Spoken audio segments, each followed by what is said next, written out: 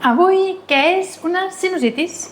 Les sinusitis són una malaltia que inflama els sinus. Els sinus són aquestes cavitats que tenim a dintre del crani, al darrere del nas, al costat dels ulls, a nivell maxil·lar. Aquests espais haurien d'estar ventilats i plens d'aire. Els sinus es poden emplenar de moc o inflamar-se per culpa d'una infecció vírica, una infecció bacteriana o perquè anatòmicament, pel que sigui, fa que el conducte d'evacuació d'aquest moc no funcioni correctament.